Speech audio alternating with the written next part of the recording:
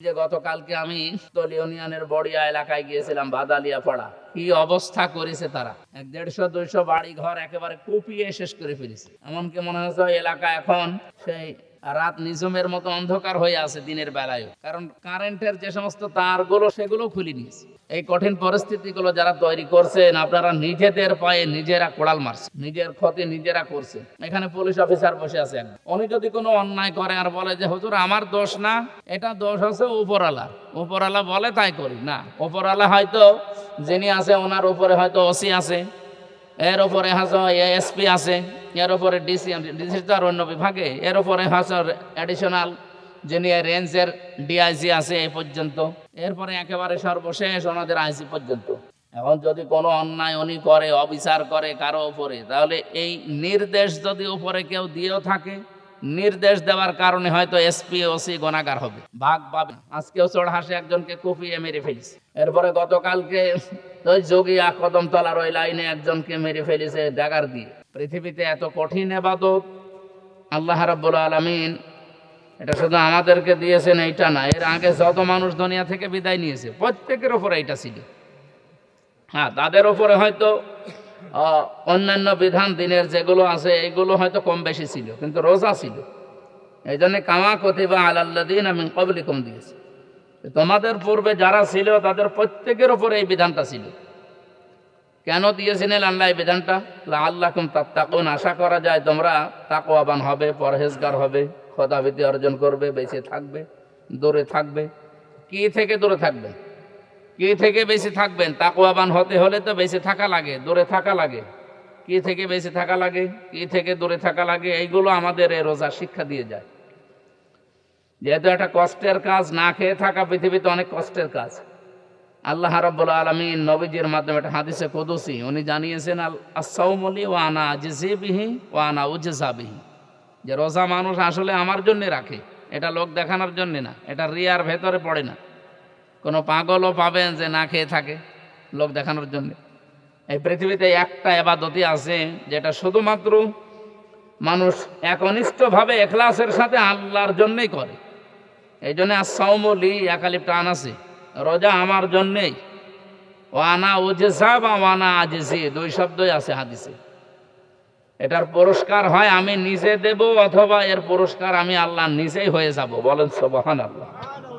আমরা যারা রোজা রেখেছি আমাদের কাঙ্ক্ষিত মান যেন আমরা অর্জন করতে পারি রোজার মাধ্যমে।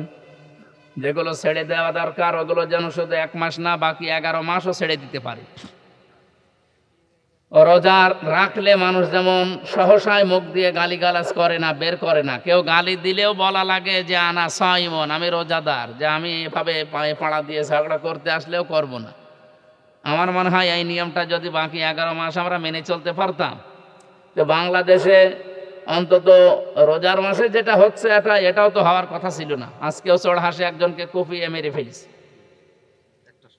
এরপরে গতকালকে ওই যোগিয়া কদমতলার ওই লাইনে একজনকে মেরে ফেলেছে ড্যাগার দিয়ে। এভাবে প্রতিনিয়ত। আর এই যে গতকালকে আমি ওটা ইউনিয়ন হচ্ছে বড়িয়া, বটতল ইউনিয়নের বড়িয়া এলাকায় গিয়েছিলাম, বাদালিয়া পাড়া। কি অবস্থা করেছে তারা! 150-200 বাড়ি ঘর একেবারে কুপিয়ে শেষ করে ফেলেছে। এমনকি মনে হচ্ছে ওই এলাকা এখন সেই রাত নিঝুমের মতো অন্ধকার হয়ে আছে দিনের বেলায়ও, কারণ কারেন্টের যে সমস্ত তারগুলো সেগুলো খুলে নিয়েছে। এই কঠিন পরিস্থিতিগুলো যারা তৈরি করছেন, আপনারা নিজেদের পায়ে নিজেরা কোড়াল মারছেন, নিজের ক্ষতি নিজেরা করছেন। সম্মানিত রোজাদার ভাইরা, আমরা রোজার যে সমস্ত ফজিলতগুলো ইমাম সাহেবদের মুখে, আলেমদের মুখে শুনি, এই ফজিলতগুলো অর্জন করতে হলে অবশ্যই আমাদের মুত্তাকি হওয়া লাগবে। আর মুত্তাকি হতে হলে আল্লাহর নিষিদ্ধ কাজ থেকে বিরত থাকা, দূরে থাকা, এটা মাস্ট বি, দরকার।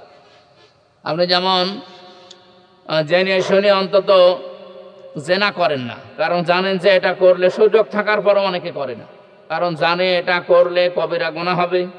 আর এই কবিরা গুনার জন্য এক একটায় 7000 বছর করে জাহান্নামে থাকা লাগবে।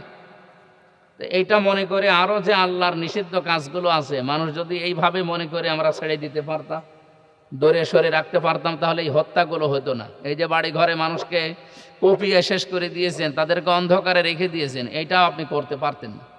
কারণ এগুলো করে আপনি যাই বলেন যে গোষ্ঠীগত গণ্ডগোল এবং রাজনৈতিক সমস্যা, যেটা করে এদের ক্ষতি করলেন, এই ক্ষতি যদি যতক্ষণ ওদের পুষিয়ে দিতে না পারবেন ততক্ষণ আপনি নামাজ রোজা হজ জাকাত করেও মাপ পাবেন না। যাদের বাড়ি ঘর এভাবে নষ্ট করেছেন ওদের বাড়ি ঘর ওইভাবে ঠিক করে দেওয়া লাগবে, যারাই করেছেন। আর যার প্ররোচনায় করেছেন সে হয়তো হুকুমদাতা হিসাবে গুনাহগার। আমি জানি যারা করেছেন শুধু তারে হাত নাই, এর উপরে হাত আছে। যারা এই হাত ব্যবহার করে করেছে তারা হুকুমদাতা হিসাবে এই গোনার ভাগীদার হবে, কিন্তু এই গোনা করলে আপনার গোনা হবে। এখানে পুলিশ অফিসার বসে আছে একজন, উনি যদি কোনো অন্যায় করে আর বলে যে হুজুর আমার দোষ না, এটা দোষ আছে উপরওয়ালার, উপরওয়ালা বলে তাই করি না। উপরওয়ালা হয়তো যিনি আছে ওনার উপরে হয়তো ওসি আছে, এর উপরে হয়তো এসপি আছে, এর উপরে ডিসি, ডিসি তো আর অন্য বিভাগে, এর উপরে হয়তো অ্যাডিশনাল যিনি রেঞ্জের ডিআইজি আছে এই পর্যন্ত, এরপরে একেবারে সর্বশেষ ওনাদের আইজি পর্যন্ত। এখন যদি কোনো অন্যায় উনি করে, অবিচার করে কারো উপরে, তাহলে এই নির্দেশ যদি উপরে কেউ দিয়েও থাকে, নির্দেশ দেওয়ার কারণে হয়তো এসপি ওসি গুনাহগার হবে, ভাগ পাবে অপরাধের, কিন্তু গোনা হবে ওনার। যদি বলে না করলে চাকরি থাকে না, তাহলে এরকম কাজ করা যাবে না যেটা করলে আল্লাহ রসুলের বিরুদ্ধে চলে যায়। বলেন তো একটা মানুষকে ক্ষতি করা, মানুষের কষ্ট দেওয়া, এটা আল্লাহ রসুলের বিরুদ্ধে কিনা? আপনারা কথা বুঝতেছেন?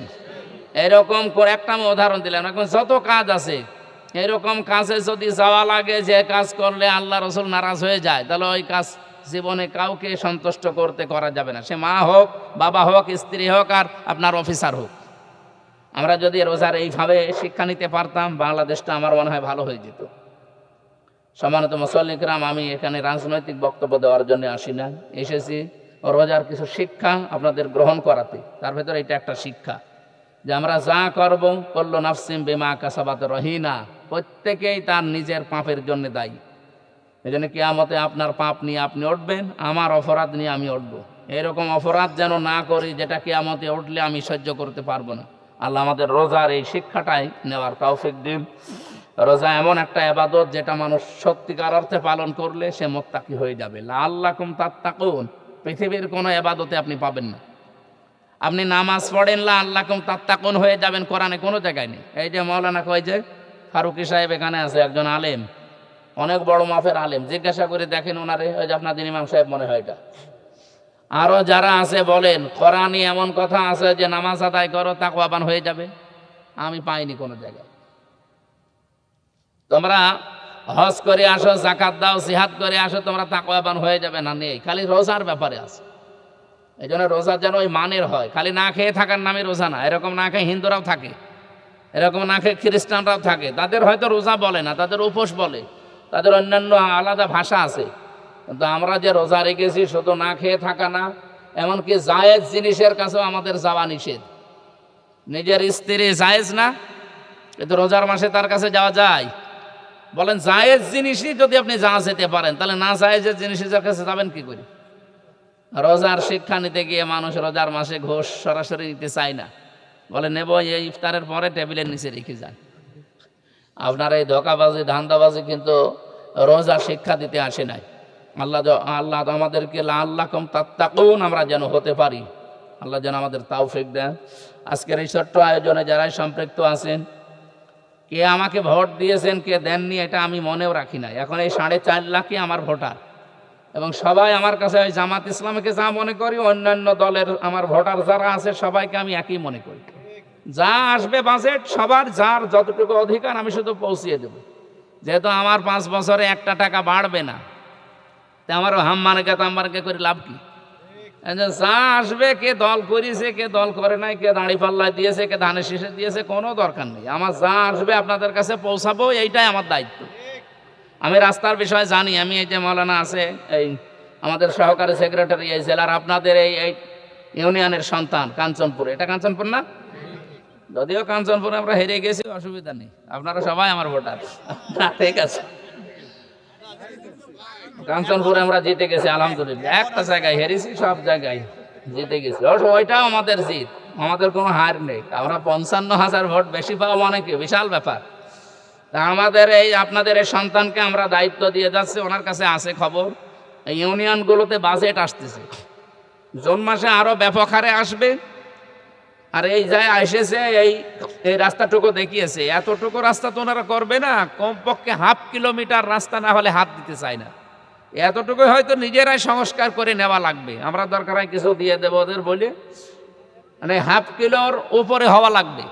1 কিলো 1.5 কিলো 2 কিলো এরকম রাস্তা যেখানে আছে, ব্রিজ বানানো লাগবে, ছোটোখাটো ব্রিজ, কালভার্ট, অথবা মসজিদের সংস্কার চলছে, ঈদগার কাজ হবে, অথবা গোরস্থানে মাটি ভরাট করা লাগবে। এইরকম খরচগুলো আসতেছে ওনাদের কাছে, আপনাদের ছেলে তো জানিয়ে রাখবেন, ওনারা যেখানে দায়িত্বে আছে আমি শুধু ওখানে বলে দেবো, এই হয়ে যাবে ইনশাল্লাহ।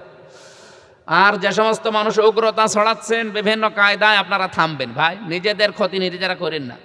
এজন্য আমরা সবাই মাজলুম ছিলাম, এখন যদি আমরা জালেম হয়ে উঠি তাহলে এ জনগণই কি বলবে? এই জন্য আমরা সবাই যেমন মাজলুম ছিলাম, মাজলুম অবস্থায় থাকবো, আমরা যেন আবার জালেম হয়ে না উঠি। যারা গন্ডগোল বাঁধাতে চায় তারা নিজেদের ক্ষতি করছে, ওরা টের পাচ্ছে না সামনে কি আসতেছে। আল্লাহ আমাদেরকে সংযত হয়ে রোজার শিক্ষা নেওয়ার তৌফিক দিন। আর